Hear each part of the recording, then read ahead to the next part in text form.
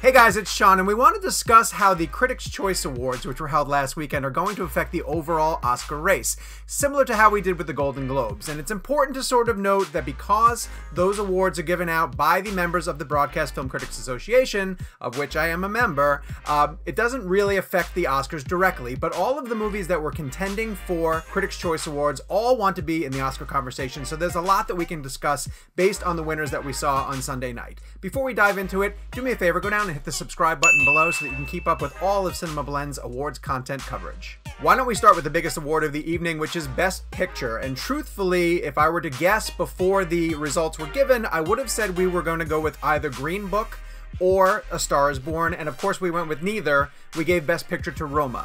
Huge win for Alfonso Cuarón, who of course we're huge supporters of here at CinemaBlend and especially on the Real Blend podcast.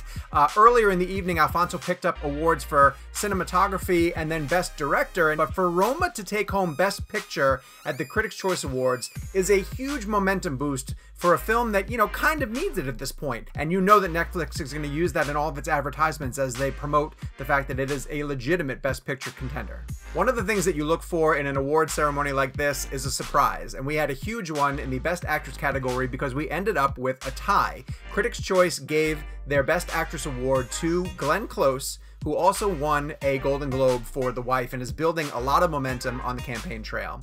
But in addition to Glenn Close, the Critics' Choice Awards also recognized Lady Gaga, which was really important because at this point of the race, A Star is Born and Lady Gaga and Bradley Cooper are looking for any type of momentum that they can pick up with and use to say we are still a legitimate Oscar contender. So the fact that Lady Gaga was at least able to eke out a tie against Glenn Close was a big win for Warner Brothers. So to see Glenn Close and Lady Gaga both leave Critics' Choice with a trophy was fantastic.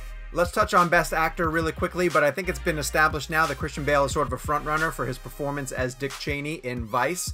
He won at the Golden Globes, he won at Critics' Choice. He's been giving really great speeches at all of these telecasts, and I would be surprised if he's not the frontrunner for Best Actor. Who else is going to contend with him? I mean, right now it's Viggo Mortensen for Green Book, maybe Bradley Cooper for Star is Born, but if they had picked up some trophy at one of these earlier awards, I'd say that they have a better chance of topping Christian Bale. Right now that category seems to be done, and it seems to be Bale's to lose. Let's take a moment to talk about two titles that performed really well at Golden Globes but kind of struggled a little bit at Critics' Choice, and that would be Bohemian Rhapsody and Green Book. Mahershala Ali picked up the Critics' Choice Awards for Best Supporting Actor, and I still expect him to be in the Oscar conversation for that category. Bohemian Rhapsody, on the other hand, picked up a couple of major Golden Globes for Rami Malek, and then it surprised a number of people when it took Best Picture in the drama category, but they left empty-handed. So I'm kind of wondering how they feel about their Oscar chances. I still think Bohemian Rhapsody is going to get a Best Picture nomination, especially if the field goes as wide as 10 pictures, but I'm starting to feel like its heat in terms of being a legitimate Best Picture candidate have cooled after Critics' Choice. All of this can change once the Screen Actors Guild Awards give out their trophies, and of course once we know the full slate of the Oscar nominees, we'll be shifting the conversation in a million different directions. Remember, if you haven't done it yet, right there. Thanks so much for tuning in. We'll talk to you soon.